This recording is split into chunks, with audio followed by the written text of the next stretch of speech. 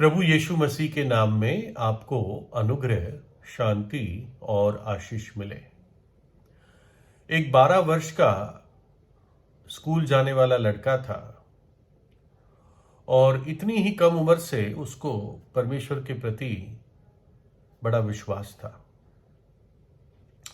और ये प्रभु यीशु पर विश्वास करता था और अपने स्कूल के दोस्तों को भी बताता कि मैं प्रभु यीशु पर विश्वास करता हूं और मेरा उद्धार हो गया है, यानी मैंने मुक्ति प्राप्त कर ली है। तो दोस्त भी उसी के उम्र के होते थे। तो उसमें से एक ने पूछा कि क्या तूने कोई दर्शन देखा, कोई स्वप्न देखा। दूसरे ने पूछा क्या तूने परमेश्वर की आवाज को सुना। लेकिन वो जो लड़का था जिसका नाम हम नहीं जानते, उसके पास इन सवालों का जवाब नहीं था, क्योंकि ना उसने कोई दर्शन देखा था और ना उसने कोई जोर से परमेश्वर की आने वाली आवाज को सुना था। तो उन्होंने पूछा फिर तू कैसे कह सकता है कि तेरा उद्धार हो गया। तो लड़के ने थोड़ी देर सोचा और फिर जवाब दिया। बोला जब तुम मछली पकड़ने जाते हो, क्योंकि अक्सर वो बच्चे मछली पकड़ने जाते थे अपने फादर्स के साथ, कि जब तुम मछली पकड़ने जाते हो और मछली पकड़ लेते हो अपने फिशिंग रॉड से, अपने कांटे से, तो अभी भी मछली दिखती नहीं है, वो पानी के अंदर ही होती है। ना तुम उसको सुन सकते हो मछली को, लेकिन तुम्हारे हाथ में जिसमें तुमने मछली पकड़ने का वो कांटा पकड़ के रखा है, वो रॉड और वो धागा, उसके द्वारा तुम हाथ में महसूस करते हो कि तुम्हारा हाथ खींचा जा रहा है, क्योंकि मछली उस कांटे को खींचती है। कहता है वैसे ही मैंने परमेश्वर को, अपने हृदय को उसके प्रति खींचते हुए अनुभव किया और तब मैंने अपना जीवन परमेश्वर को दिया। उस लड़के ने इस तरह से समझाया और ये बात सच है। मैंने खुद अपने व्यक्तिगत जीवन में 24 सितंबर 1986 करीब रात को 8 बजे ऐसा ही बोझ अपने मन पर एहसास किया, जब पहली बार मैंने प्रभु यीशु का सुसमाचार सुना, लगभग 17-18 साल की उम्र पर। जबकि मैं चर्च भी चला जाता था, मंदिर भी चला जाता था, लेकिन कभी भी मैंने प्रभु यीशु का सुसमाचार, वो क्यों इस जगत में आए थे, मुझे किसी ने नहीं बताया। चर्च में भी मैं इस बात को समझ नहीं पाया बॉम्बे में। लेकिन जब मैंने बाइबल खुद पढ़ी, मुझे एहसास हुआ कि ये कोई धर्म परिवर्तन की पुस्तक नहीं है जैसे लोग बताते हैं। झूठ है ये बात। प्रभु यीशु तो पापियों का उद्धार करने आया। मेरा सवाल था कि एक मनुष्य अंदर से, मैं अंदर से कैसे पवित्र हो सकता हूं? और बाइबल में ये जवाब है, इसका उत्तर है, यीशु मसीह का लहू हमें सब पापों से शुद्ध करता है।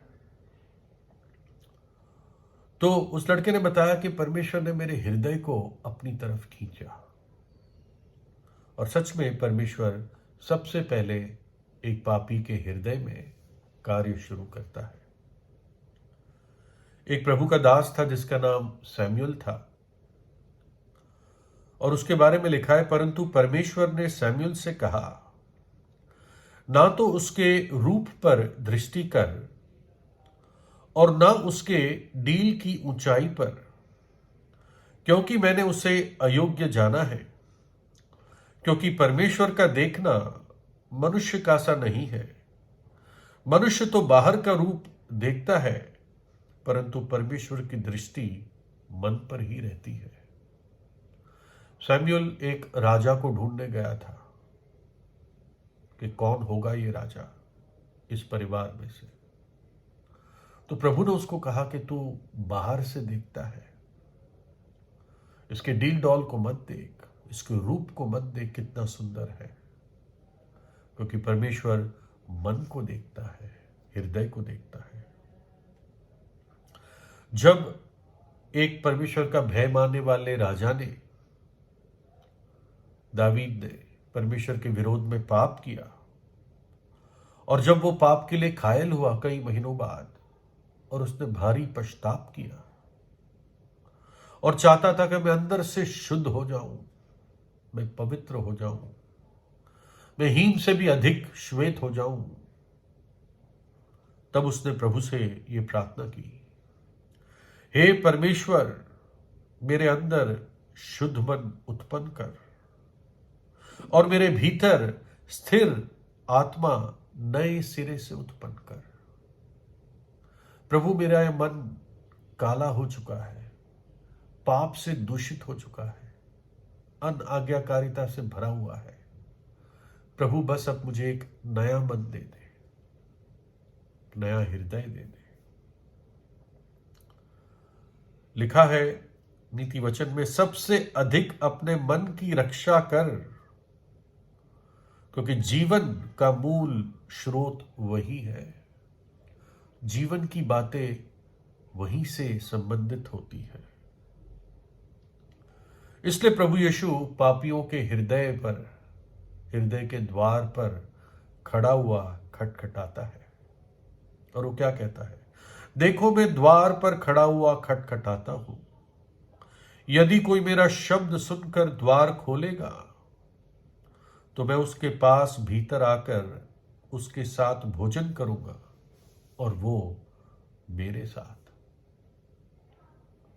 प्रभु यीशु आपके दिल के द्वार पर खड़ा हुआ खटखटाता है, और जब आप प्रभु यीशु को अपने हृदय में बुलाते हो तो वो प्रवेश करता है। आपने देखा होगा कुछ लोगों पर दुष्ट आत्माएं, भूत चढ़ जाते हैं और वो जाते भी नहीं है, कभी जाते नहीं है आसानी से। प्रभु यीशु अपने वचन की आज्ञा से उनको निकाल देता था। प्रभु के सेवक आज्ञा देकर निकाल देते थे, प्रार्थना करके निकाल देते थे। ऐसी दुष्ट आत्माएं लोगों के अंदर जोर जबरदस्ती करके घुस जाती है और छोड़ती नहीं है। लेकिन प्रभु यीशु दुनिया का सबसे बड़ा जेंटलमैन है। कहता, मैं तेरे द्वार पर खड़ा हुआ खटखटाता हूं। अगर तू अपने हृदय को, मन को, जीवन को मेरे लिए खोलेगा, मुझे निमंत्रण देगा, तभी मैं तेरे जीवन में आऊंगा और तेरे जीवन में वो परिवर्तन लाऊंगा, वो नयापन लाऊंगा। देखो, मैं एक नई बात करता हूं, देखो मैं सब बातें नई कर देता हूं। और अंदर से शुरुआत करके बाहर तक प्रभु उस पापी के जीवन को बदलता है। पहले हृदय से शुरू करता है, उसके पापों को क्षमा करता है, उस व्यक्ति को अपने लहू से धोकर पवित्र करता है और उसे एक नई सृष्टि बनाता है। पुरानी बातें बीत गई, देखो सब बातें नई हो गई। प्रभु यीशु के पास ये अधिकार है पाप क्षमा करने का, क्योंकि उसने हम पापियों के लिए अपना प्राण क्रूस पर दिया, हमारी सजा को अपने ऊपर उठा लिया। इसलिए उसके पास अधिकार है कि जब हम उसके पास टूटे हुए मन के साथ, सच्चे मन के साथ आते हैं, तो वो ये कहता है, जा बेटे, जा बेटी, तेरे पाप क्षमा हुए। वो दफनाया गया, तीसरे दिन मृतकों में से जी उठा, सदा जीवित है, और क्योंकि वो जीवित है इसलिए पापियों के हृदय के द्वार पर खड़ा हुआ खटखटाता है। प्रभु यीशु मसीह मार्ग, सत्य और जीवन है। वही छिपा हुआ खजाना है जो आपको अपना लेना है। वो जीवन का सोता है, शांति का राजकुमार है। उसके बिना कोई आशीष नहीं है। उसके बिना मरना अर्थात पाप में मरना है, और जो व्यक्ति पाप में मरता है वो नरक की आग में जाता है। प्रभु यीशु हमें उस नरक की आग से बचाने के लिए आया, जगत को बचाने के लिए आया, और इसलिए उपयुक्त समय है अभी कि मनुष्य अपने पापों से मन फिराए, पश्चाताप करे और आज प्रभु यीशु के लिए अपने दिल का द्वार खोलकर उससे कहे, प्रभु यीशु मेरे हृदय में, मेरे जीवन में आप आइए, मेरे प्रभु और मेरे व्यक्तिगत उद्धारकर्ता बन जाए। फिर आप भी उस 12 साल के लड़के की तरह कह पाएंगे कि प्रभु ने मेरा उद्धार कर दिया। प्रभु यीशु आपको आशीष दे।